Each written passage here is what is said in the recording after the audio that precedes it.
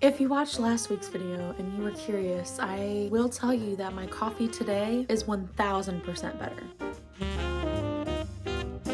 Hello everyone and welcome back to my channel and welcome to today's video. In today's video, I'm going to be talking about all the books that I read in February. I read 10 different books. I feel like I had some really good reads this month, so I'm excited just to talk about them. So let's get on into today's video. The first book I read this month was Betting on You by Lynn Painter. I ended up rating this book a 4.5 stars. This was such a sweet and fun romance between coworkers turned friends turned more, and I absolutely adored this couple in this book. The two characters, they are in high school and they are both working at this like a hotel that also has different event spaces within the hotel. So you can work at the front desk, you can work the like playground, play area, trampoline park. I don't know. It had like a ton going on in it. It starts off where they first meet each other, both flying on a plane alone, and they kind of get off on the wrong foot. They don't really like each other. They both just have a really bad first impression of the other person. Then it fast forwards like a year or two later and they both run into each other at a movie theater. And then it jumps forward again another year and then they are both finally single and they are coworkers now. So you get to see how their first impression sort of evolves into a friendship, and I really loved seeing the couple in this book. You could just really tell that they built a solid foundation just based strictly on their friendship at first, and it slowly turned into more. It deals a lot with divorced parents and kind of navigating that time whenever your parents are dating again for the first time. I thought that was very interesting to read about, so that was a huge topic within this whole book, and I just really loved it. I will say the third act conflict was not my favorite. I thought it was kind of pointless, and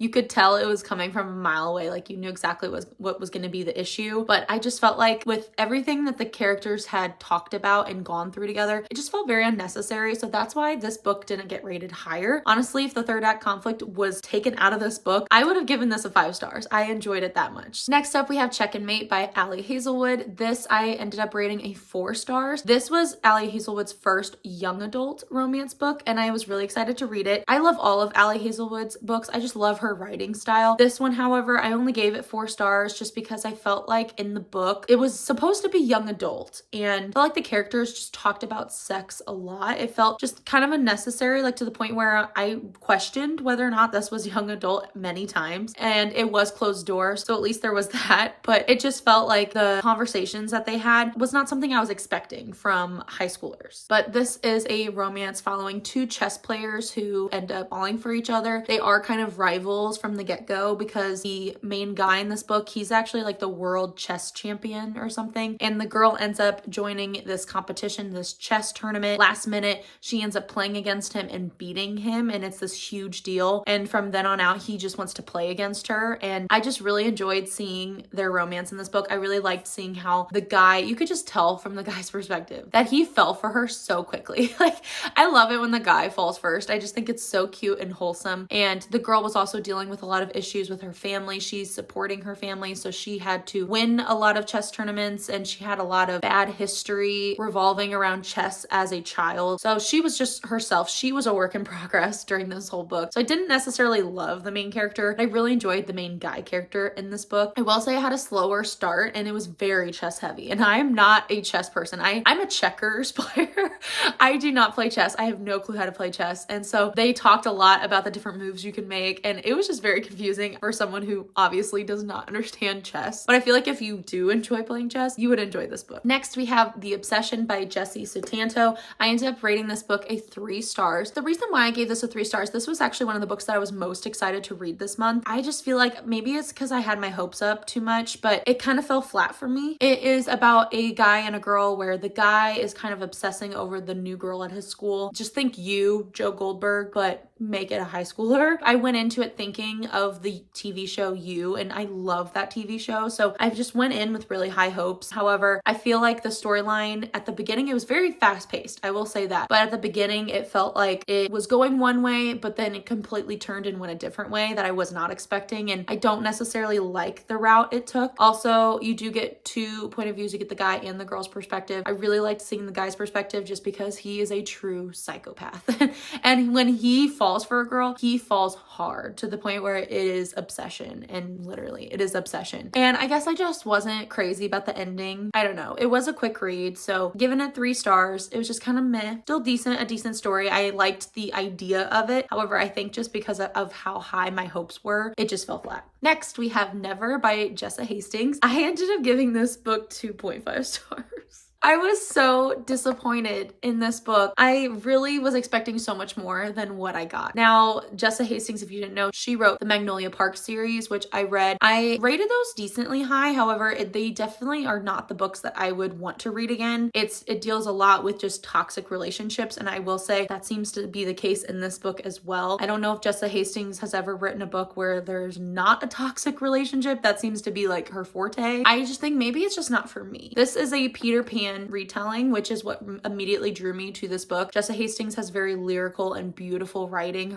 She has so many quotable quotes in the book. I just thought it would be really fun to see a fantasy world with her writing style, and I did enjoy the fantasy world. I really loved how descriptive it was and beautiful it was. However, just the characters themselves, not so much. I absolutely hated Peter Pan in this book. He was just so sexist. He was the actual worst in this book. And our main character, I just found her as very unlikable. I just didn't like her. I felt like her choices were just very juvenile. I know that this is set kind of in like the 1960s, so I knew going into it that, okay, the way men and women communicate is not going to be how it is now in modern times. However, it just felt like just some of the decisions, I don't know. It just really bugged me the entire time. The only reason why this got a 2.5 stars is because the other male main character, Jameson Hook, absolutely loved him. I adored his character. I will say he had a very funny accent throughout this whole book, which I didn't necessarily love, but I came to understand it and appreciate it. But he is literally the only reason why I gave this book 2.5 stars. He is the reason. Otherwise, this probably would have gotten a 1 star for me. Next up, I read Love Redesigned by Lauren Asher. I ended up giving this book 4.5 stars. I really enjoyed this book. I've read a lot of Lauren Asher's other books, like the Dreamland Billionaire series, and I will say that does overlap just a smidge in this book. So if you're wanting to read her books, maybe read those books first. However, this is completely different characters, different area, so it really doesn't matter. But I did see some of those other characters from the first few books in that series, and I loved getting those glimpses of them. This follows 2 people who were kind of childhood rivals. Their families are very close, so they're family friends essentially, and so they grew up together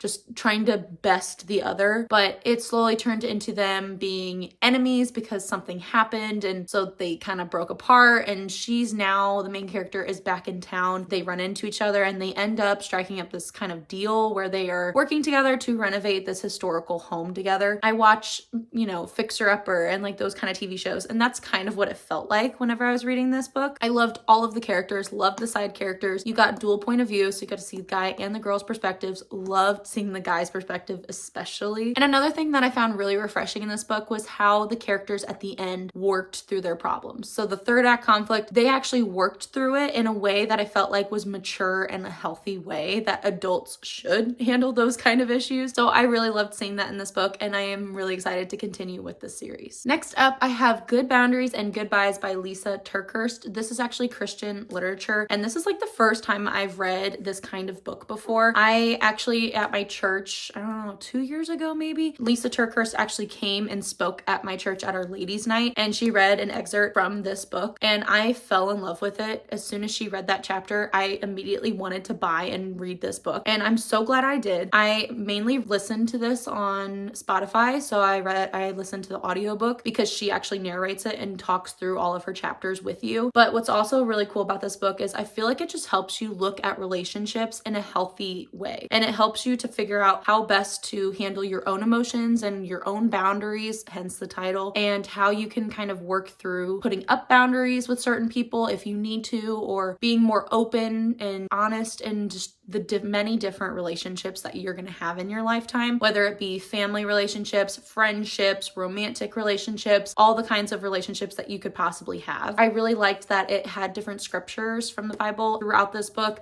and also it ended each chapter with her praying over you and kind of summarizing the chapter, which I really adored that. I felt like this book really opens your eyes to a lot of things within relationships, and she just has a very refreshing voice. Next up, we have Too Late by Colleen Hoover. I ended up rating this book 4.5 4.5 stars. This is the first time I picked up a Colleen Hoover book in probably 2 or 3 years. It's been a minute and I'm so excited that I got to read this book finally. It's been on my list, I feel like, for a really long time. It was very good. My friend read this before me and she told me she absolutely loved it. And so I knew I had to read it and I'm so glad that I did. But this follows our main character who is kind of on her own in life. She's in college. She's kind of working to be able to support her brother who is staying at this facility, and she ends up getting caught up with this drug dealer and he kind of takes her in. He's supporting her and her brother, so she kind of gets trapped in this world that she doesn't want to be in. It's very dangerous, very toxic. Sparks kind of fly between this guy she meets in one of her classes, and turns out he is actually an agent who's undercover trying to bust the drug dealer boyfriend. I thought that was a really fun twist on it. It's definitely a psychological thriller. I will say you need to check trigger warnings because this deals with a lot of really heavy topics. But this was very fast paced. Really enjoyed the romance in this book. Really enjoyed just the storytelling. I feel like throughout the entire thing, it was just paced very well. There was one thing towards the end that really just triggered me. So that's why I say read trigger warnings before you go into this book. And it made me feel a lot of emotions, which if a book can do that, then you know it was good. Next up, we have King of Pride by Anna Huang. She actually wrote the Twisted Love series, which I have read and I did enjoy. This is the second book in the Kings of Sin series that she started. Now there's a third book out that I haven't read yet, but I'm not sure exactly how many books are going to be in this. I do know that there is a third book out as well. I ended up rating this book a 3.5 stars. I enjoyed it. I enjoyed the world that it was in, and I felt like it was very fast paced. It was a decent love story. However, I just felt like I wasn't very connected to the two main characters. There's a lot going on in the side plots that just, it kind of took away from the romance for me, and I didn't feel just as connected to them as I could have been. I don't know if it was just the mood I was in. I wasn't in the mood for this kind of romance or what. It was decent. It was still good, and I'm excited to read the third book eventually, but it does follow a billionaire and a bartender. Next, I read Crescent City, House of Earth and Blood by Sarah J Maas. I ended up giving this book a 4.5 stars. Originally, I only gave it 4, but even now, I still think about the ending of this book, and it deserves an extra 0.5. I loved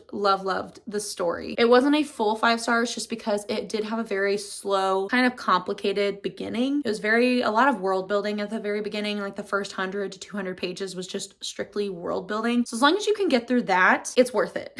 It kind of picks up from there. It does follow this half human, half fae woman who is trying to solve a murder mystery. That's all I'm going to say, because I feel like some people, when they describe this book, they give away something that happens like a good chunk of the way into the book, which it's not something you learn in the first chapter. So I feel like it shouldn't be said. So I'm just going to say a murder mystery. That's all I'm going to say. I felt like I built such a strong connection to all of the characters in this book, even the side characters. You do bounce around between a couple different perspectives, which I really love. And I feel like this was just a solid start into the series. What's different about this book, which I wish someone had told me before I went into this book, if you've read any of Sarah J Maas's books, this has kind of a combination of all types of mythical creatures in it. So it has fae, has humans, has mare folk, so mermaids, it has wolves, it has angels, it has all these different types of just mythical creatures. And that's, I think, what made it kind of confusing at the beginning, because you're trying to understand all of the verbiage, all of the words that they're using to describe different factions within the city. And that can be kind of hard to keep track of at first. But once you understand the world, once you're in it, you are in it. Like it picks up and it really just grabs your attention immediately. And I will just say the last 200 pages of this book,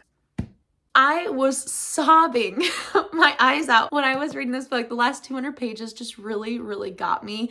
And I just felt like heartbreak and love and awe and just chills. I got chills reading the last 200 pages. It was so incredibly good. I loved it. And I feel like that's one thing about Sarah J Maas's writing. Most of her books, within the last like 100 to 200 pages of her books, there's always something that's going on. Like the climax of the story almost always gives me chills. And I don't know if it's just how she weaves her stories, how characters come together, how all those missing puzzle pieces just weave seamlessly together. And she's just so incredibly talented. I don't know how else to describe her writing. And the last book I read was House of Sky and Breath, which is the second book in the Crescent City series. This one I also gave 4.5 stars. I didn't give it the full 5 stars just because I felt like the ending The ending was great. Don't get me wrong. The ending was fantastic. I really wish that I read this book when it first came out so I wouldn't have seen so many people give their thoughts and opinions on this book, because I kind of knew that there was going to be some sort of big plot twist ending, and I wish I didn't know that, because the whole time I was just guessing what could it be, what would really put people in just this like book hangover, and I guessed it, and I was right, and I was so mad that I guessed it. I was hoping it would just really catch me by surprise. So that's why I kind of wish I read this when it first came out. It definitely probably would have been a 5 stars if I read it when it first came out, but since I already knew kind of what was going to happen, it makes me so mad to say that. But 4.5 stars. You get to see so many more side characters in this book. I feel like you get a found family vibe throughout this whole thing, and I loved that. I really think that you build a strong connection to the characters from the first book, but this one adds even more characters, and I feel like you get to see their perspectives. They're all kind of doing their own little storylines, so you have lots of different plot points going on throughout the whole story, not just the two main characters. There's so many other characters that I feel like are almost also main characters. Just the world. You already knew the world, so I immediately could get into the story right when I started reading it, and I loved it. These are heavy, especially these two. They're so incredibly heavy. And that is it for today's video. I hope you guys enjoyed. Hopefully this gave you some new books to read, or if you have some different thoughts and opinions, please share them down below. I would love to hear your thoughts on any of these books. I feel like this month was a very good reading month. I got to start some really fun series. I got to read some really fun authors that I absolutely love. So I'm gonna count this month as a win. Really enjoyed it, and I'm really looking forward to March. Hey, I get to break my book by hand I'm filming this on the 2nd, so 18 days. I'm so excited. I get to finally buy books again. I've been doing so good. I'm cruising through my TBR cart right now, and I love it. But I'm also really excited to just get some new fresh books. Ugh. I hope you guys enjoyed, and I will see you guys in my next video. Happy reading. Bye.